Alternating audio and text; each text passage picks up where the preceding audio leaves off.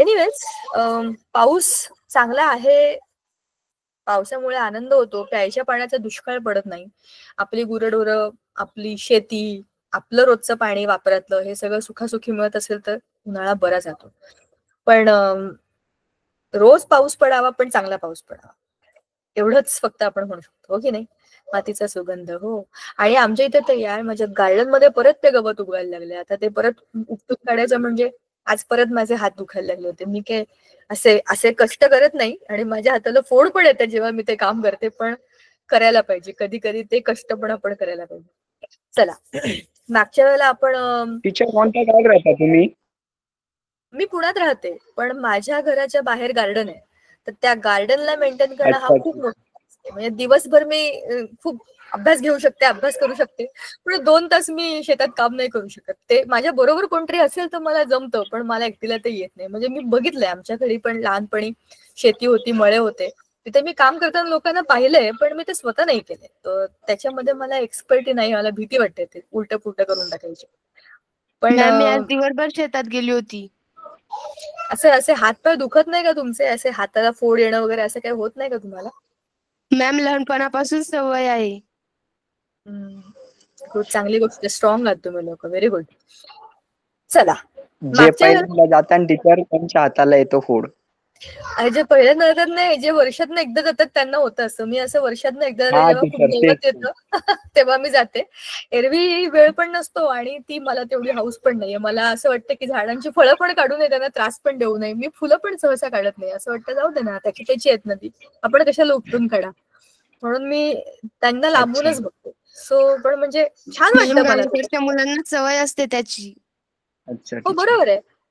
थोडं असं शारीरिक कष्टाची गरज असते माणसाला, ते केले पाहिजे, नाही तर हे काय उपयोगाचं नाही. असं फुलासारखं नुसतं मऊ मऊ, सगळ्या गोष्टीची सवय पाहिजे माणसाला, स्ट्रॉंग होतो त्याच्याशिवाय आपण, नाही तर असेच राहतो. पण एनिवेज ठीक आहे. आजारी पडते. काय नाही केलं तर आजारी पडते? तिला जरा मारलं ना तरी ते आजारी पडून जाते. कोण? माझी फ्रेंड. हो. नाही तसं माझं नाहीये, मी खूप बडबड करू शकते, ती खूप एनर्जी आहे माझ्याकडे. फक्त एवढे कष्ट केले की मला भीती वाटते की मला काय होईल का, एवढंच, बाकी काही नाही. चला, मगाशी कोणी वेळेला आपण अभ्यास माझ्या त्या फ्रेंडचं नाव ना उन्नती आहे. गप्पा पण म्हणतात. बोला. बर, उन्नतीचा अर्थ काय माहितीये का? उन्नती म्हणजे प्रगती. करेक्ट. चला, आपण हा धडा आज संपवणार आहे. मूलद्रव्यांचे आवर्ती वर्गीकरण हा खूप छान धडा आहे, मस्त धडा आहे, सोपा आहे आणि त्यात खूप सारी महत्वाची माहिती आहे जी आपल्याला पुढच्या बऱ्याच केमिस्ट्रीला मदत करते. पिरियॉडिक टेबलचा अभ्यास आहे. पिरियॉडिक टेबलचा कसा इतिहास होता, त्याची सुरुवात कुठून झाली, डॉबेरनेरचा ट्रायड असेल, न्यूलँडचा अष्टकांचा नियम म्हणजे ऑक्टेट्स रूल असेल, मेंडेलिव्हची पहिली आवर्त सारणी म्हणजे बेसिक टेबल, पिरियॉडिक टेबल, आणि आताच जे आहे ते आधुनिक पिरियॉडिक टेबल, हे सगळं आपण बघितलं.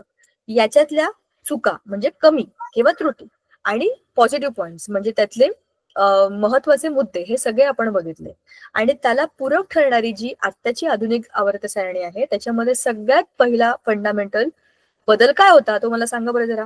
मेंडेलिव्हची आणि आताची आवर्त सारणी याच्यामधला महत्वाचा बदल काय होता ते सांगा.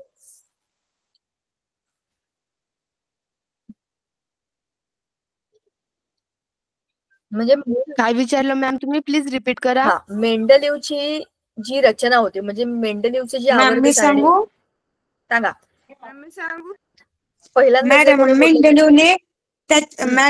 मेंडेलिव्हने त्याला जेवढे एलिमेंट माहित होते तेवढेच त्याने ते सारणी तयार केली आणि हे पिरियडिक टेबल मध्ये प्रत्येक एलिमेंटचे ते टेबल तयार झाला.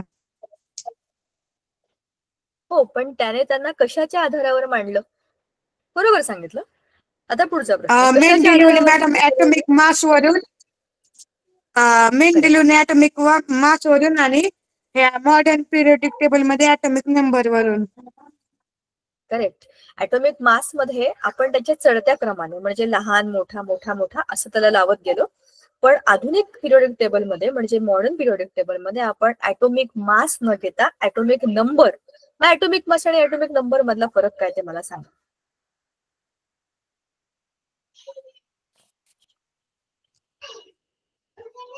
म्हणजे मॅम त्याचं ऍटोमिक वस्तुमान घेतलं आणि जे मॉडर्न पिरियोडिक टेबल होता त्याचा ऍटोमिक नंबर घेतला, म्हणजे क्रमांक घेतला त्याच्यानुसार, आणि ही वस्तुमानानुसार घेतला अगोदरचा.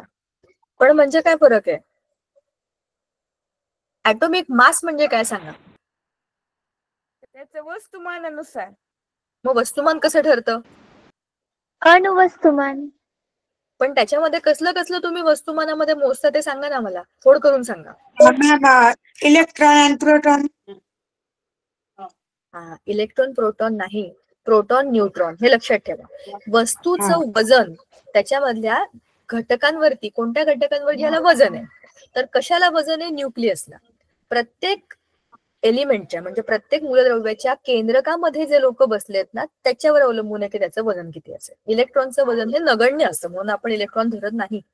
मग अणु वस्तुमानामध्ये आपण कशाचा आधार घेतलाय?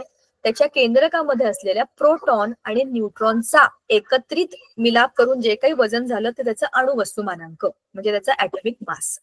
पण आता आपण आधुनिक आवर्त सारणीमध्ये ऍटॉमिक नंबर म्हणालो. मग ऍटॉमिक नंबर आपण कसा काढतो? ऍटॉमिक नंबर अणुवस्तुमानांक. ऍटॉमिक नंबर मॅम म्हणजे काय? नंबर ऑफ इलेक्ट्रॉनची संख्या, इलेक्ट्रॉन आणि प्रोटॉनची संख्या.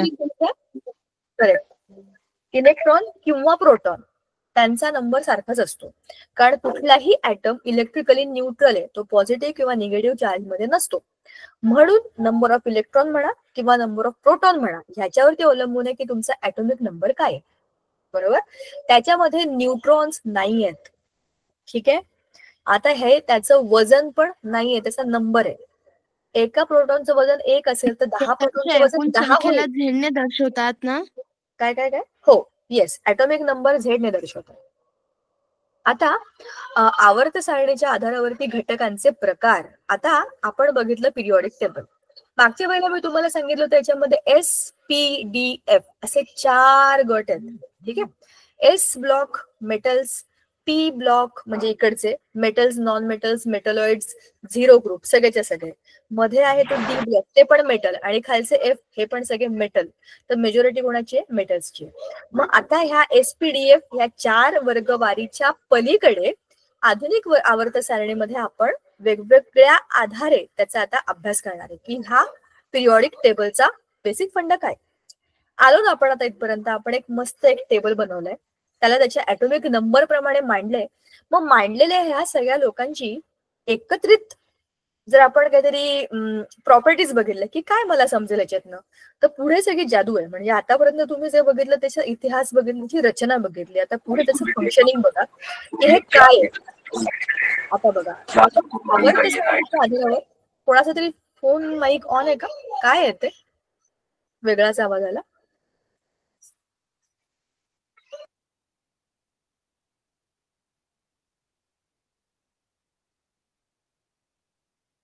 बरं, आता बघा. आता आपण बघणार आहे की आपल्या आवर्त सारणीमध्ये धातू म्हणजे मेटल्स, नॉन मेटल्स म्हणजे अधातू, मेटलॉइड्स म्हणजे धातू सदृश, आणि नोबल वायू म्हणजेच काय? राजवायू. अशा 4 गटांमध्ये आपण आपल्या सगळ्या मूलद्रव्यांना म्हणजे एलिमेंट्सना ग्रुप केले. धातू मी तुम्हाला म्हटलं कोणते कोणते आहेत त्याच्यामध्ये एस, त्याच्यामध्ये डी, त्याच्यामध्ये एफ, हे सगळेच्या सगळे धातूमध्ये येतात. पण नॉन मेटल्स मध्ये कोण आहेत? पिरियॉडिक टेबल मधली ही जी सगळी पट्टी आहे ना, ब्लू पट्टी, ही डार्क पर्पल पट्टी, हे सगळे carbon, nitrogen, oxygen, phosphorus, sulphur आणि सेलेनियम एवढे सगळे जे आहेत ते आहेत नॉन मेटल्स.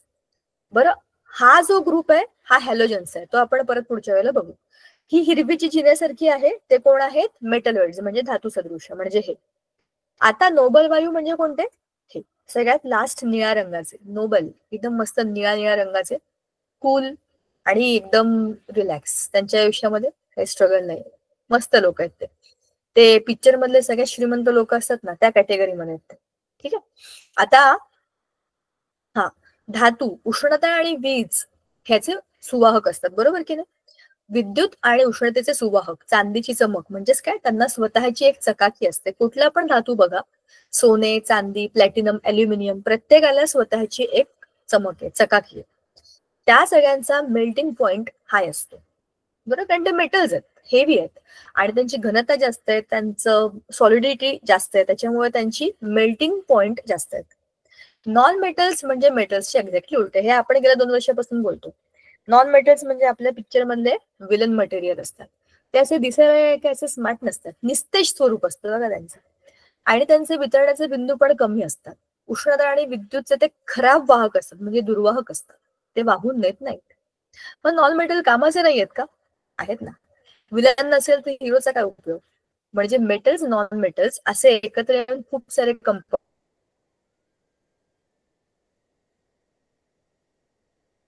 बनवतात. मेटलॉइड्स धातू आणि अधातू दोघांचे गुणधर्म असतात, ते सगळे मेटल्स असतात. मी तुम्हाला मागच्या वेळेला सांगितलं होतं की मेटलॉइड्स कसे असतात, धातू पूर्णपणे विद्युत आणि इलेक्ट्रिसिटी वाहून नेतात. नॉन मेटल्स अजिबातच नेत नाहीत. मग हे काय करतात, आधेमध्ये नेतात थांबतात, नेतात थांबतात, असं करतात. हे एकदम चमचमीत दिसायला आहेत, हे एकदम ओबडधोबड आहेत, तर हे आदले मधले. सो ह्याच्यामधून त्याच्यामध्ये जातानाचा मधला टप्पा म्हणजे स्मार्ट लोकांकडून थोडे असे टाईपचे लोक असतात, तिथे जाण्यापर्यंतचा मधला टप्पा जे मीडियम लोक आहेत ते आहेत मेटलॉइड्स. आणि नोबल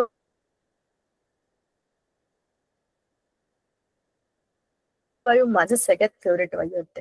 अत्यंत स्थिर, काय त्यांना काय चिंताच नाही, गंधहीन नसलेले, अजिबात जळत नाही, कोणाशी भांडत नाही, भांडलं की दुसरीकडे निघून जातात, असे ते नोबल वायू असतात. गट आणि इलेक्ट्रॉनिक कॉन्फिगरेशन, आता ही खूप खूप खूप महत्वाची गोष्ट आहे, शांतपणाने समजून घ्या. ठीक आहे, आता मी तुम्हाला दाखवते पिरियॉडिक टेबल. बघा, पिरियॉडिक टेबल मध्ये एका एका पिरियड मध्ये, म्हणजे हे जे आवर्त आहेत आडव्या आडव्या पट्ट्या, एका पट्टीमध्ये एकच नंबर आहे जो फायनल नंबर आहे त्याच्या शेल्सचा. म्हणजे ह्या पट्टीमध्ये एकच बाह्यतम कक्षा आहे, याच्यामध्ये 2 कक्षा आहेत, एक मध्ये एक दुसरी. का? कारण पिरियड नंबर 2. पिरियड नंबर 3 मध्ये 1 2 3. आता हे कसं, हे आपण करून बघूया, मी तुम्हाला दाखवते, म्हणजे तुम्हाला हा मुद्दा समजेल की आपलं काय चाललंय. आता याच्याकरता मला तुमची मदत लागणार आहे, तुम्हाला मला सांगायला लागेल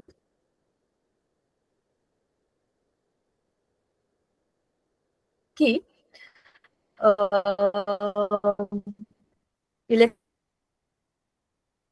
ड्रॉ करेल की काय.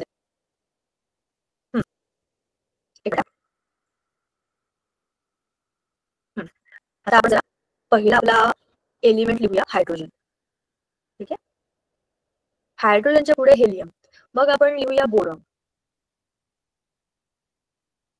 का आपण लिथियम घ्यायचा? हायड्रोजन हेलियम लिथियम, हायड्रोजनच्या खाली lithium, hydrogen helium lithium beryllium boron. ठीक आहे, मग खाली येईल सोडियम. आता आपण काय करतोय, पहिला गण म्हणजे उभी लाईन व्हर्टिकल लाईन, त्याला आपण ग्रुप म्हणतो आणि मराठीमध्ये त्याला गण म्हणतात. आता हायड्रोजन, आता मी असं काढते बरं, काय आडव्या आडव्या रेषा, म्हणजे आपल्याला समजेल की काय चाललंय. बरं, ही पहिली, ही दुसरी आणि ही तिसरी. आता सध्या आपण ही 3 उदाहरणं घेऊया. हायड्रोजनचं इलेक्ट्रॉनिक कॉन्फिगरेशन काय मला सांगा? 1. करेक्ट. मग मी इथे लिहिणार लिथियमचं काय सांगा? 2 1. 2 1 मॅम. चेक करा. 3. सोडियमचं 11. बरोबर. तुम्ही मला जे इलेक्ट्रॉनिक कॉन्फिगरेशन सांगितलं त्याला आपण इलेक्ट्रॉनिक 1 1. कॉन्फिगरेशन शेल वाईज, बरोबर. मग हे 1, ह्याचं आहे 2 1 2, 1, बरोबर. ह्याचं 2 8 1. 2 8 1. 8 2 8 1. 1. आता एक गोष्ट याच्यामध्ये नीट ऑब्झर्व करा हा. आता बाह्यतम कक्षेमध्ये 1 इलेक्ट्रॉन, दुसऱ्या लाईन मध्ये पण बाह्यतम कक्षेमध्ये 1 इलेक्ट्रॉन, तिसऱ्या लाईन मध्ये पण बाह्यतम कक्षेमध्ये एकच इलेक्ट्रॉन. का? कारण ग्रुप नंबर 1 आहे. असं तुम्ही खाली खाली खाली जाल, 7व्या 8व्या जितक्या खाली तुम्ही जाल, म्हणजे 7व्या पर्यंत जितके तुम्ही खाली जाल तितकं तुम्हाला आतमधला नंबर वाढेल 2881, 288181, 288181, असं होत होत होत होत सगळ्यात खाली जेव्हा तुम्ही जाल, सगळ्यात शेवटच्या याच्यामध्ये इकडचे नंबर वाढलेले असतील, पण शेवटच्या म्हणजे बाह्यतम कक्षेमध्ये व्हॅलेन्स शेलमध्ये एकच इलेक्ट्रॉन असेल. आता आपण हे चित्र काढून बघूया, मग तुम्हाला नीट समजेल. हा याचा न्यूक्लियस एक असेल का? हा करेक्ट, म्हणजेच व्हॅलेन्सी एक असेल.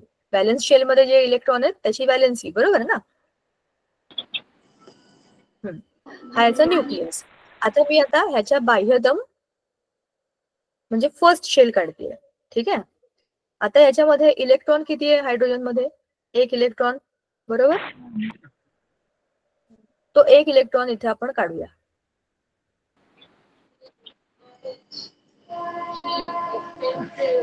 असं काढू आणि इलेक्ट्रॉन ब्लॅक कलर काढू.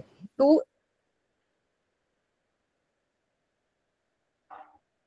ठीक आहे. हा एक इलेक्ट्रॉन, हा झाला हायड्रोजन. आता दुसऱ्या याच्यामध्ये आता मी काढणार आहे लिथियम. हा आहे न्यूक्लियस कसला? लिथियमचा. आणि त्याच्या बाजूला फर्स्ट शेल, त्याच्यामध्ये 2 इलेक्ट्रॉन आहेत आणि त्याच्यावर एक दुसरी शेल, बरोबर ना. आता आपण काय करतोय? व्हर्टिकली खाली जातोय, म्हणजे उभ्या मांडणीत खाली चाललोय. म्हणजे आता आपण काय करतोय? साईज वाढवतोय. समजून घ्या काय चाललंय. ह्या सगळ्या गोष्टी एकमेकांना रिलेटेड आहेत. आता अरे अरे अरे हे काय झालं? ठीक आहे. न्यूक्लियसला आता आपण कलर करून टाकूया.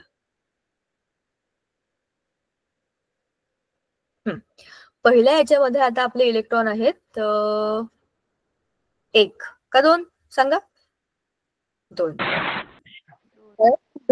दुसऱ्या शेल मध्ये आलोय आता आपण. मग आता इथली शेल मध्ये 2 आणि 2 नाही एकच आहे ना. एक बाह्यतम कक्षेमध्ये 1, मध्ये 2 होते आणि बाह्यतम कक्षेमध्ये 1 आला. आता आपण काढूया तिसरा सोडियम. आता तुम्ही त्याच्या रचनेमधला फरक फक्त बघा, मग तुम्हाला स्वतः समजेल की मी काय सांगण्याचा प्रयत्न करते. हे झालं त्याचं न्यूक्लियस. ठीक आहे. आणि आता किती शेल काढायचे सांगा? 3. आता तुम्हाला परीक्षेत हे आलं की तुम्हाला हे काढता येईल की नाही? Yes ma'am. येस मॅम येईल. आणि खूप सोपं आहे आणि हे सगळं लॉजिकल आहे. आणि आता तुम्हाला समजेल की पिरियोडिक टेबल किती अमेझिंग गोष्ट आहे.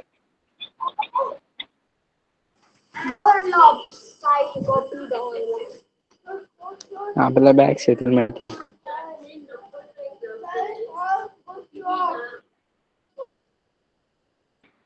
ओके,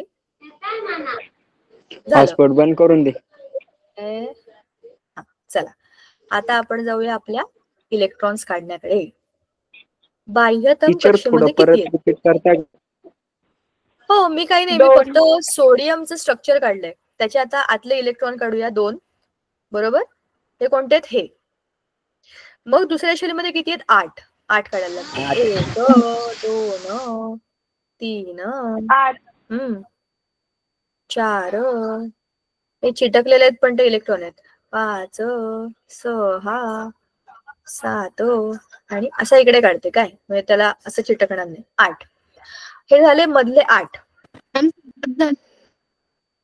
आणि आउटर मोस्ट शेल मध्ये म्हणजे बॅलन्स शेल मध्ये किती आहे? 1. म्हणजे ह्याचा इलेक्ट्रॉनिक कॉन्फिगरेशन जेव्हा आपण काढलं तर बॅलन्स शेल मध्ये इलेक्ट्रॉन याच्यामध्ये 2 1, याच्यामध्ये 2 8 1. काय होतंय? तुम्ही जसं जसं वरून खाली जाताय आकार वाढला की नाही बघा. आकार वाढला, इलेक्ट्रॉनची संख्या वाढली.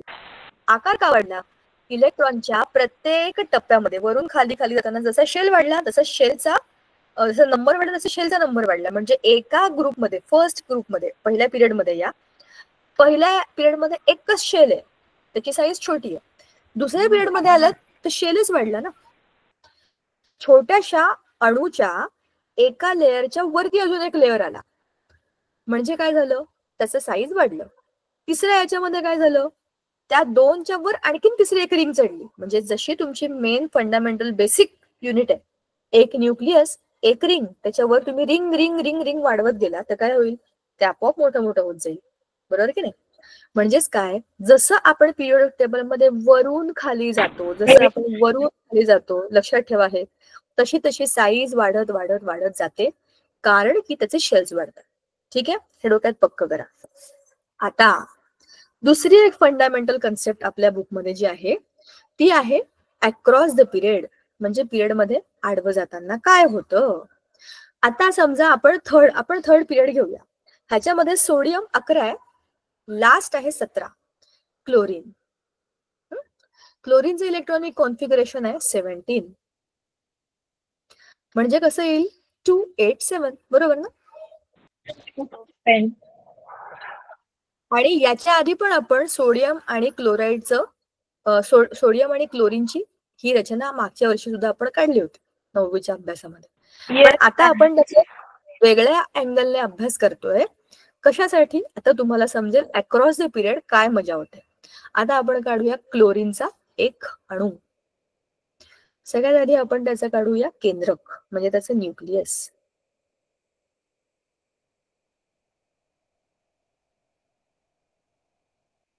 अरे वेड्या, मला रंगवायचं होतं, छोटा का झालंस तू?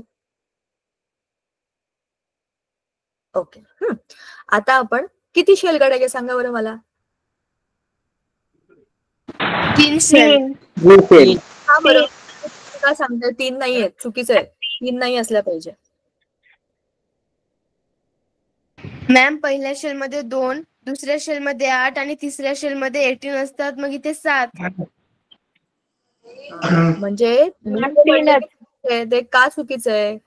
अरे मी तुम्हाला कन्फ्युज करत होते. पिरियड 3 आहे ना, 3 नंबरच्या पिरियड मध्ये 3च शेल येणार. तुम्हाला हे कन्फ्युज करण्याकरताच मी म्हटलं नाही चुकीचे नाही, बरोबरच आहे. पण का बरोबर आहे? त्याचं लॉजिकल रिझन हे आहे की क्लोरीनची जागा पिरियोडिक टेबल मध्ये तिसऱ्या पिरियड मध्ये, तिसऱ्या पिरियड म्हणजे मॅक्झिमम 3च शेल, तिसऱ्या शेल मध्ये 7 इलेक्ट्रॉन येणार, बरोबर ना? इथे लिहिलं पण की आपण 2, 8, 7.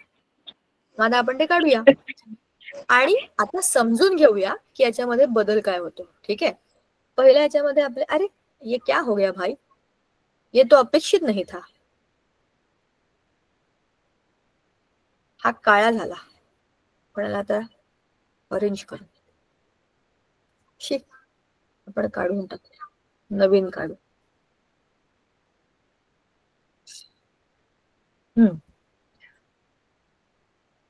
अरे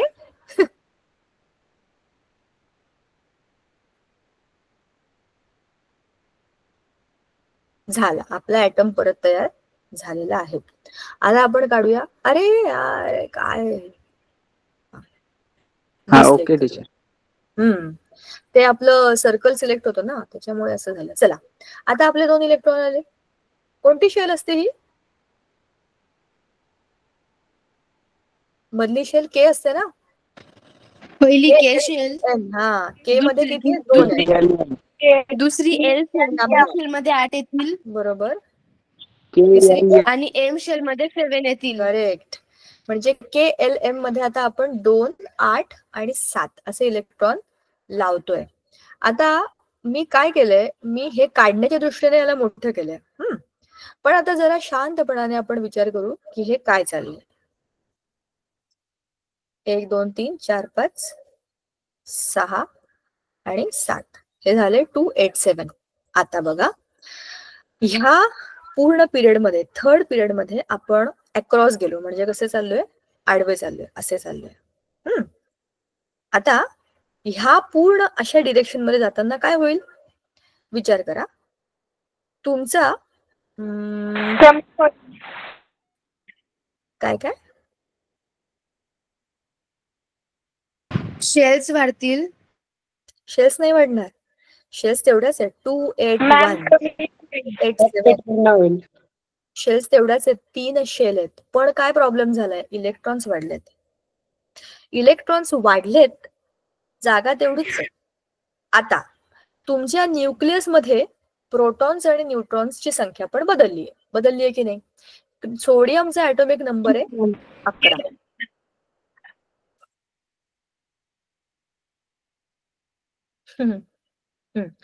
सोडियमचा ऍटॉमिक नंबर आहे 11.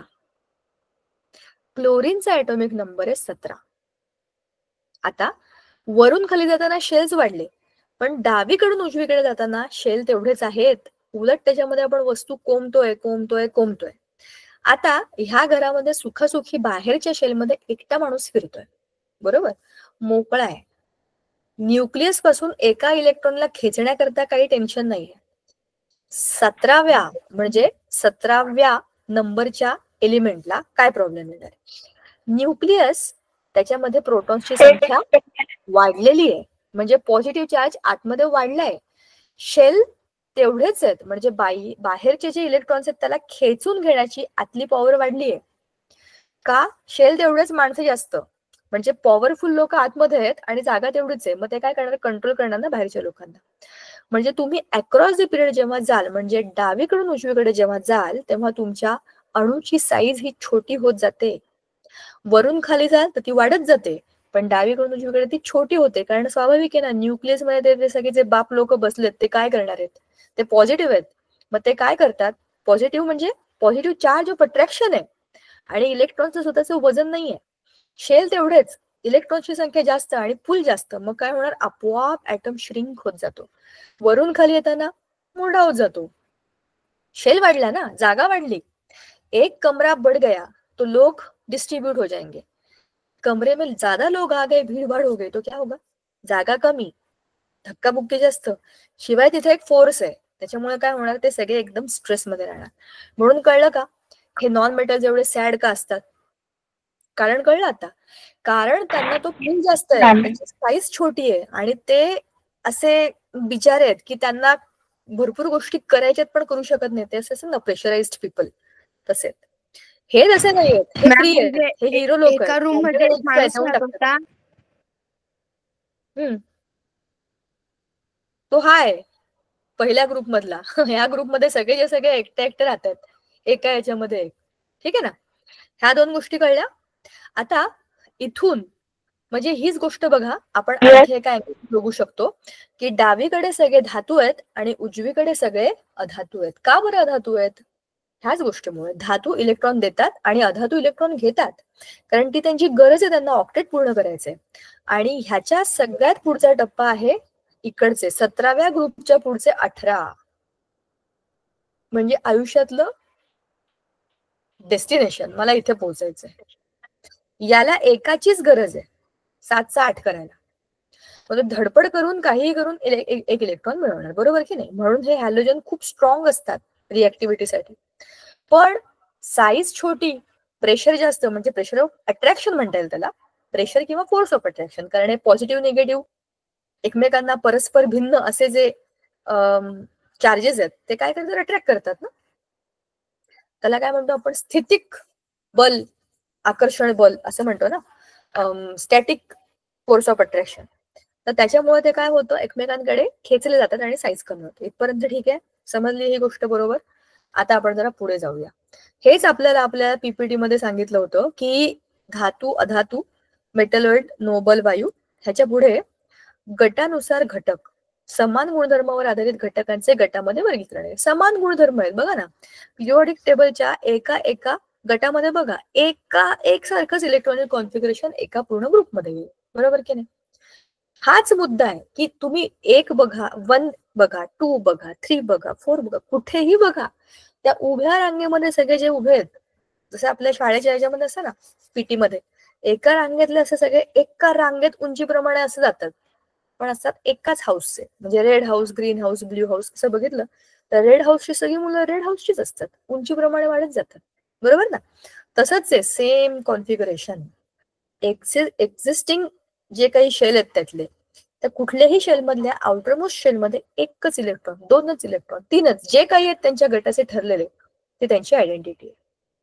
ठीक आहे. आता दुसरं, दुसरा मुद्दा कुठे गेला? इकडे. इलेक्ट्रॉनिक कॉन्फिगरेशन समजलं, अणुरचनेप्रमाणे आपण त्याला कसं मांडलं. आता नियतकालिक ट्रेंड. आता याच्याकरता जरा आपण पिरियोडिक टेबल मध्ये म्हणजे काय? Periodic properties. आता ह्याच्या आउटरमोस्ट शेल मध्ये 1 इलेक्ट्रॉन आहे, लिथियमच्या 1 आहे, सोडियमच्या 1 आहे, पोटॅशियमच्या 1 आहे. म्हणजे आता मला तुम्ही सांगा, जर हा लिथियम मेटल असेल आणि 1 इलेक्ट्रॉन देऊन तो कुठलं तरी रिएक्शन करत असेल तर तशी सोडियम नाही करणार का? Outermost shell yes ma'am करतो. इलेक्ट्रॉन आहेत. तसंच जसं सोडियम करेल तसंच पोटॅशियम नाही करणार का? ऑब्व्हियसली करेल. तोपर्यंत करेल जोपर्यंत करतो. अगदीच काही मेजर प्रॉब्लेम त्याच्या मध्ये नाहीये, तोपर्यंत हे सगळे तोच ट्रेंड फॉलो करतात. म्हणजे एक्सेप्शनची गरजच नाहीये, कारण त्यांच्या शेलमध्ये जे आहे तेच त्यांची इलेक्ट्रॉनिक कॉन्फिगरेशन त्यांच्या केमिकल रिएक्टिव्हिटीला कारणीभूत आहे. तर मग हे कॉमन सेन्स आहे की नाही, पहिला ग्रुप पहिला पिरियड संपला, निऑन संपला की मग सोडियमच्या प्रॉपर्टी लिथियम सारख्या, मॅग्नेशियमच्या प्रॉपर्टी बेरिलियम सारख्या, अल्युमिनियमच्या प्रॉपर्टी बोरॉन सारख्या. हे स्वाभाविक आहे की नाही? म्हणजे एका गटामध्ये उभे असलेले सगळेच्या सगळे एकसारखेच आहेत. थोडेफार फरक असणार, कारण की प्रत्येकाची आयडेंटिटी वेगळी आहे. नाही तर बोरॉन आणि अल्युमिनियम, बोरॉनच असते ना किंवा अल्युमिनियम असते ना, ते वेगळे आहेत कारण त्यांच्यामध्ये काहीतरी वेगळेपण आहे, पण काहीतरी सेम आहे कारण ते एका गटात टाकलेले आहेत. बरोबर? जसं आपण कुठल्या तरी मेडिकल स्टोअरमध्ये गेलो, मेडिकलमध्ये गेलो तर सगळ्या एका कपाटामध्ये सगळ्या तेलाच्या बाटल्या, शॅम्पूच्या बाटल्या, साबण, प्रत्येक साबण वेगळा आहे. लक्स असेल, काय आणखीन कुठला असेल, डेटॉल असेल, मार्गो, कोणते लाईफ बॉय, हा, असे अनेक साबण असतील. प्रत्येक साबण हा वेगळा आहे ना. लक्स आणि लाईफ बॉय वेगवेगळे आहेत, पण दोघेही साबणच आहेत.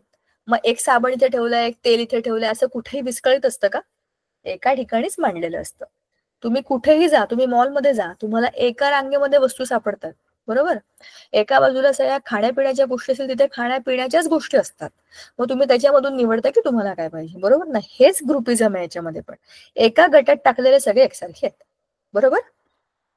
आता कुठला मुद्दा आहे? हा, नियतकालिक ट्रेंड म्हणजेच काय? आवर्त. त्याच्या एका पर्टिक्युलर टाइम नंतर त्याच्या प्रॉपर्टी रिपीट होतात. ठीक आहे? आता आधुनिक आवर्त सारणी आणि घटकांचे इलेक्ट्रॉनिक कॉन्फिगरेशन हे आपण लई डिटेलमध्ये बघितलं याच्यामध्ये. बरोबर की नाही? कुठलाही ग्रुप काढा, कुठलाही एलिमेंट काढा, हा तुमचा होमवर्क आहे आजचा. हा तुमचा होमवर्क आहे आणि समजून घ्या. काय करायचं तुम्हाला? अख्खं पिरियोडिक टेबल तुमच्या समोर आहे. यातला कुठलाही एलिमेंट काढायचा, कुठल्याही एलिमेंटचं ऍटॉमिक नंबर लिहायचं आणि त्याची इलेक्ट्रॉनिक कॉन्फिगरेशन ड्रॉ करायची. समजलं? हे तुम्ही करून बघितलं की तुम्हाला समजेल की आपण हे जे काही ड्रॉ केलं होतं ना इथे आता 3 एलिमेंट्स, मी तर 3 छोटे घेतले कारण की मला तुम्हाला एक्झाम्पल द्यायचं होतं ह्या कॅटेगरीचं, की आपण कम्पॅरिझन करताना काय होतं. तुम्ही जेव्हा ड्रॉ कराल तेव्हा तुम्हाला समजेल की आपण ही जी काही बरोबर केली आहे ती किती ऍप्लिकेबल आहे. तुम्ही कुठलाही एलिमेंट घेऊन बघा, यातला सगळे एकच गोष्ट फॉलो करतात, ती इलेक्ट्रॉनिक कॉन्फिगरेशन. आणि त्या इलेक्ट्रॉनिक कॉन्फिगरेशन वरच अवलंबून आहे की ते काय केमिकल रिएक्शन्स दाखवतील, त्यांच्या केमिकल प्रॉपर्टीज काय असतील. आता पुढे आहे नियतकालिक गुणधर्म, म्हणजे आपण जे बोललो ना पिरियोडिक प्रॉपर्टीज एकसारख्या. इथून आलं की ह्याची प्रॉपर्टी सेम, तरी पण ह्या वर्टिकल ग्रुपची पण प्रॉपर्टी सेम, तरी पण या वर्टिकल ग्रुपची प्रॉपर्टी पण सेम. म्हणजेच काय? ते आडवे पण एकमेकांना कनेक्टेड आहेत, ते उभे पण एकमेकांना कनेक्टेड आहेत. बरोबर ना? डावीकडून उजवीकडे जाताना ते मेटलचे नॉन मेटल होत जातात आणि एकदम शेवटी तर त्यांच्या आयुष्यातलं सगळं परमध्येय गाठतं. काय होतं? डायरेक्ट ड्राईव्ह आहे. म्हणजे तिथून परत तुमची स्ट्रगल सुरू होते आणि तुम्ही परत ग्रुप 1 मध्ये येता. कळलं का? म्हणजे हे असं आहे, ती सापशिडी असते की नाही, वरती चढायचं आणि सापाने खाल्लं की परत खाली यायचं. एक पूर्ण लाईन संपली की परत तुमची दुसरी लाईन सुरू होते, जी 1 पासूनच सुरू होते. परत उड्या मारत जायचं, हॅलोजन कडे जायचं 7, मग 8 झालं की सुखी, मग परत खाली यायचं. का? एक शेल वाढला आणि 1 इलेक्ट्रॉन वाढला.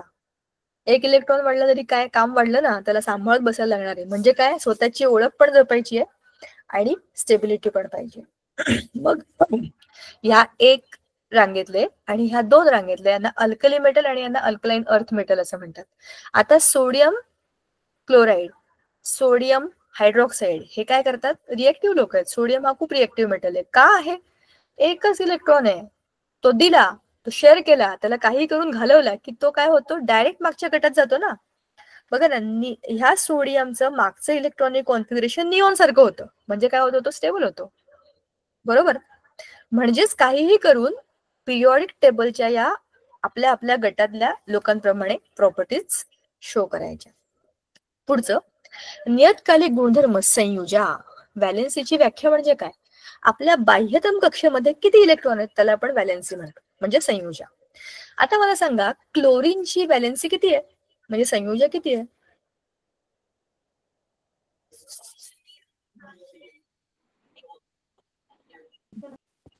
क्लोरीनची व्हॅलेन्सी 17. हा व्हॅलेन्सी नऊ. म्हणजे संयोजन 7 मॅम. 7 सेवन 7 सेवन व्हेरी गुड. सगळ्यांचं उत्तर चुकलेलं आहे, कारण क्लोरीनची एक. व्हॅलेन्सी 1 आहे. 1. 1 का बरं 1 सांग बरं. कारण मॅम 7 देण्यापेक्षा जर 1 घेतलं तर सोपं जाईल त्यामुळे. बरोबर. बाह्यतम कक्षेमध्ये इलेक्ट्रॉन किती आहेत? 7. ती त्याची आणि व्हॅलेन्स मॅम 7 देण्यापेक्षा इलेक्ट्रॉनची जर 1 संख्या आहे. घेतलं तर त्याचं घर पूर्ण होईल. तेच ना, मग 7 देणं शक्य नाहीच आहे, कोणी देऊ नाही शकत 7. त्याच्यापेक्षा 1 घेणं सोपं आहे. मग संयोजन म्हणजे काय? स्वतःचा ऑक्टेट पूर्ण करण्याकरता म्हणजे अष्टक पूर्ण करण्याकरता तो अणू किती इलेक्ट्रॉन देतो किंवा घेतो किंवा शेअर करतो, बरोबर ना. क्लोरीनला एकाचीच गरज आहे, म्हणून त्याची संयोजन त्याची व्हॅलेन्सी 1 आहे. त्याच्या बाह्यतम कक्षेमध्ये 7 इलेक्ट्रॉन आहेत, तर त्याचे व्हॅलेन्स इलेक्ट्रॉन्स आहेत पण व्हॅलेन्सी नाहीये. व्हॅलेन्सी म्हणजे संयोजन. हायड्रोजनची किती आहे? 1. सोडियमची किती आहे? मॅम 1. चला पिरियोडिक टेबल बघा, मग तुम्हाला तुमचं काम सोपं होईल. कॅल्शियमची किती आहे? कॅल्शियम दुसऱ्या गटात आहे. 2. करेक्ट. बोरॉनची किती आहे? तो तिसरा गट आहे, हा थर्ड ग्रुप आहे. तुम्हाला दिसणार नाही, ते खूप छोटे आहे. 3. थांबा ना, आपण हे जरा मोठं करूया. 3 बरोबर. जरा स्ट्रेच करते, तुम्हाला बऱ्यापैकी मोठं दिसतंय का बघूया. नाही होणार ते. ठीक आहे, एनिवेज मी बॅक करून टाकते. मॅम हा पिरियडिक टेबल पाठ करण्याची ट्रिक सांगणार होतात ना तुम्ही? पाठ करण्याची ट्रिक मी तुम्हाला नंतर सांगेन. आधी हे पिरियोडिक टेबल काय आहे हे आपण समजून घेऊया. आम्ही जेव्हा शाळेत होतो ना, तेव्हा आम्ही 20 पर्यंत तर असेच पाठ केले होते. Hydrogen, helium, lithium, beryllium, boron, carbon, nitrogen, oxygen, phosphorus, neon. आणि थर्ड ग्रुपला ना, माग, आल, सी, पी, एस कोला म्हणजे पेप्सी कोला ऑर असं आम्ही म्हणायचो. म्हणजे थर्ड ग्रुप आम्ही असा पाठ केला होता. पण तुम्ही वर्टिकल ग्रुप पण पाठ करू शकता. हे असे आपले आपण शोधून काढू शकतो काहीतरी. जसं की हेलिना, वरचं काय आहे? Helena, HLIA, Helena. के हे काय होतं बरं? मी सांगते तुम्हाला. हेलिना म्हणजे पहिले 3, हेलिना के असं काहीतरी येते. हेलिना के आय डोंट रिमेंबर, लक्षात नाहीये ते. मॅम खूप फनी आहे. हा, हमारे लिए काय? ना करो रब से फरियाद. रब से फरियाद. मारे म्हणजे इथे लिथियम आहे ना. हेलिना के यच म्हणजे रब से फरार असं काहीतरी होतं ते. ठीक आहे, एनिवेज ते बोलू आपण. त्याचे आपण आपले काहीही करू शकतो. हेच आहे असं नाहीये. तुम्ही तुमच्या मनाने काहीही बनवू शकता आणि ते जास्त मजेशीर असेल, ते जास्त सोपं असेल तुम्हाला लक्षात ठेवायला. बरं, आता आपण इथे या मुद्द्यावर आहोत. कोणता? संयोजन. समजलं ना. व्हॅलेन्सी म्हणजे 7 व्हॅलेन्सी नसते. 1, 2, 3, 4. 4 व्हॅलेन्सी. कार्बनची व्हॅलेन्सी 4 का? तो 4 इलेक्ट्रॉन शेअर करतो म्हणून त्याची व्हॅलेन्सी 4 आहे. नंतर आहे नियतकालिक गुणधर्म, अणु त्रिज्या किंवा परमाणु आकार. म्हणजे बघा, अणु त्रिज्या. आता ह्या अणूची साईज जी आहे ना, पिकोमीटर मध्ये मोजतात. एकदम छोटा, 10⁻12 म्हणजे पिकोमीटर. एवढ्या छोट्या ऍटमची रेडियस मोजायची. ठीक आहे. मग त्या रेडियसच्या हिशोबाने आता तुम्ही मला सांगा, डावीकडून उजवीकडे रेडियस वाढत जाईल का कमी होत जाईल? म्हणजे त्रिज्या वाढत जाईल का कमी होत जाईल? कमी होत जाईल. कमी होत जाईल. कमी होईल मॅम. का बरं कमी होईल? 2 उत्तर आली. मला सांगावंच लागेल तुम्हाला का बरं. डावीकडून उजवीकडे रेडियस कमी होईल? काही काय बोलताय, हे थोडी होईल.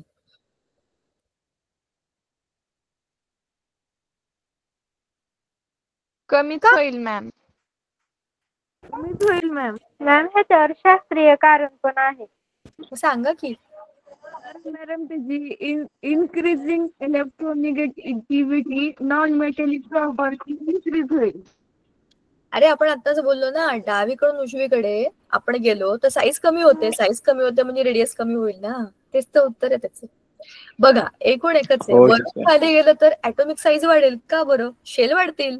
शेल वाढला म्हणजे काय झालं? डायमीटर वाढला म्हणजेच काय? त्रिज्या वाढली. बरोबर ना? हा सर्कल आहे आणि हा त्याच्याहून मोठा सर्कल आहे. तर ह्या सर्कलचं डायमीटर आणि त्याच्या अर्धी त्याची त्रिज्या म्हणजे त्याचं रेडियस, आणि हा मोठा सर्कल आहे. त्याला हाफ केलं की त्याची डायमीटर आणि त्याची त्रिज्या वाढणारच ना. वरून खाली गेलं की काय होणार आहे? साईज वाढेल. मग काय होईल? त्रिज्या वाढेल. पण डावीकडून उजवीकडे की काय होईल? साईज कमी होईल, मग त्रिज्या कमी होईल. बरोबर की नाही? आता पुढे हो धातूचा वर्ण म्हणजे धातूचे आता आपण बोलतोय त्याचे प्रॉपर्टीज. धातूचे बंधन म्हणजे काय? त्याचे बॉन्ड्स. बंधन म्हणजे बॉन्ड्स. हे समजून घेऊया आपण जरा, की त्याच्यामध्ये जे काही डिलोकलाइज्ड व्हॅलेन्स इलेक्ट्रॉन असतात. म्हणजेच काय? का बरं धातू धातू असतात? कारण धातूंमध्ये एक्स्ट्रा इलेक्ट्रॉन असतात, म्हणून तर ते एवढे शायनिंग, चार्मिंग, हेल्पिंग आणि एकदम असे हिरो मटेरियल असतात. का बरं असतात? कारण की त्यांच्यामध्ये एक्स्ट्रा इलेक्ट्रॉन असतात. ते आपण म्हणतो ना, अंगामध्ये एक्स्ट्रा किडे असतात, तर ते शांत लोकांना बसू देत नाही. मग ते काय करतात? ते एक्स्ट्रा इलेक्ट्रॉन देऊन टाकतात. ते असे मनाने चांगले वगैरे असतात. मेरे पास हे भाई तू ले ले. मग ते काय करतात? इलेक्ट्रॉन देऊन टाकतात. पण ते इलेक्ट्रॉन कोणते आहेत? ते व्हॅलेन्स शेल मधले एक्स्ट्रा इलेक्ट्रॉन आहेत. ते एक्स्ट्रा का आहेत? त्यांच्यामुळे ह्यांची व्हॅलेन्सी म्हणजे 8 हा ऑक्टेट त्यांच्या व्हॅलेन्सीमध्ये येत नाहीये, म्हणून त्यांना ते घालवायचे. तर त्यांचा पण स्वार्थ आहे, पण ते स्मार्ट आहेत, त्याच्यामुळे ते देऊन टाकतात आणि स्वतः शाईन करतात की देखो मैंने काम किया असं दाखवतात. पण ते का गेलेलं असतं? त्यांना स्वतःला हिरोगिरी करायची असते, म्हणून ते हे सगळं करतात. बरोबर की नाही? आणि ते असं का करतात? त्यांना पण आयुष्यामध्ये स्टेबल व्हायचं असतं. त्याच्याशिवाय पिक्चर पूर्ण होईल का त्यांचा? नाही होणार. मग ह्याच्यामध्ये काय होतं? धातूचा वर्ण म्हणजे त्याची डिलोकलाइज्ड व्हॅलेन्स इलेक्ट्रॉन्स हे जे काही आहेत ते बाहेरचे डिलोकलाइज ते फिरत असतात व्हॅलेन्स शेल मधले. आता वरून खाली जाताना आता मला लॉजिकली उत्तर द्या. पहिल्या पिरियड मधला व्हॅलेन्स इलेक्ट्रॉन आणि खालच्या पिरियड मधला व्हॅलेन्स इलेक्ट्रॉन इझिली कोणता सोडून जाऊ शकतो त्या ऍटमला? पहिला का सातवा? पहिला. पहिला इझिली कोण पहिला. सोडून जाऊ शकतो? विचार करून उत्तर द्या. पहिला पहिल्या पिरियड मधला. हो का बरं असं वाटलं तुम्हाला? कारण कारण की मॅम त्यात तिथे फक्त एकच आहे एकच ना तिथे. इलेक्ट्रॉन आहे. आता माझ्या एका प्रश्नाचं उत्तर द्या. तुम्ही पहिल्या बेंचवर बसलेले असता आणि तुमच्या समोर तुमचे शिक्षक असतात. तुम्ही कुठल्या तरी आगाऊपणा करू शकता का? आता तुम्ही शेवटच्या बेंचवर बसलाय आणि शिक्षक आहेत, मध्ये 15 रांगा आहेत. तुम्ही मागच्या बेंचवर बसून काय केलं त्याला दिसणार आहे का? नाही आणि दिसत. तुम्ही नाही मागच्या बेंचवर टीचर. बाहेर पेपर फेकला तरी पण कळणार आहे का कोणी फेकलाय तो? नाही नाही. कळणार. हे तुम्ही नाही पहिल्या मॅम. बेंचवर बसून करू शकता का? नाही नो मॅम. च्या जेवढे जवळ असाल तेवढे तुम्ही बांधलेले असाल, पण तुम्ही न्यूक्लियस पासून अरे जेवढे यार लांब गो जाल, के गो की अरे, ज्या न्यूक्लियस पासून तुम्ही जेवढे लांब जाल तेवढे तुम्ही फ्री व्हाल. मग जेव्हा आपण वरून खाली जातो तर बाह्यतम कक्षाचे इलेक्ट्रॉन लवकर जातात. माईक बंद करून बोल ना, तू कोणाशी बोलतोयस? कोण रे हा? याला सांगा माईक बंद करायला. कळलं का? तर हे जे इलेक्ट्रॉन्स असतात व्हॅलेन्स शेल मधले, ते का असं करतात? कारण की ते फ्रीली जाऊ शकतात. त्यात पण वरून खाली जास्त इझिली जातात, कारण की न्यूक्लियस पासून ते लांब आहेत. न्यूक्लियसचा होल्ड कमी होईल आणि मग त्यांना हवं ते करू शकतात. ठीक आहे.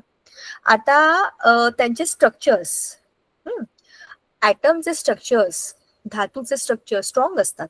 तुम्ही त्याला ठोकू शकता, त्याच्या वायरी बनवू शकतात. ते ऍटम एकमेकांना सोडून जात नाहीत, ते एकमेकांना बांधून ठेवलेले असतात. वाकडे तिकडे तिरपे करून ते एकमेकांना सोडणार नाहीत. Bonding is very strong. ठीक आहे ना? म्हणजे गैरसमज होण्याचा काही प्रश्नच नाही. मेरे को पता है मेरा भाई कैसे है, ते पकडून ठेवणं म्हणजे पकडूनच ठेवणार. आता उच्च थर्मल आणि इलेक्ट्रिकल चालकता. का बरं? ते एकमेकांना धरून ठेवतात आणि त्यांच्यामध्ये इलेक्ट्रॉन्स फ्री आहेत, म्हणूनच ते काय करतात? इलेक्ट्रिसिटी आणि हीट दोन्ही घेऊन जातात.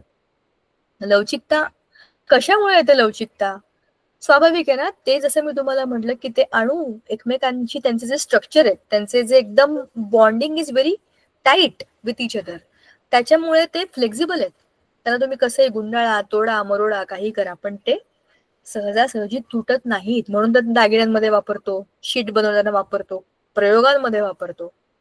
आणि त्याच्याशिवाय काम पूर्ण होत नाही. नियतकालिक गुणधर्म अधातूचे वर्ण. बरं, काही भाग याचा राहिला असेल तर तो आपण पुढच्या वेळेला करूया का? आपली आजची वेळ संपली ना? हो मॅम. येस अधातू मॅम. हो मॅम. अधातूची चर्चा आणि थोडस या धड्याचा शेवटचा पार्ट. बरंच काही आहे. नियतकालिक सारणीतील विशिष्ट गटांचा अभ्यास. आता ते गट कोणते कोणते?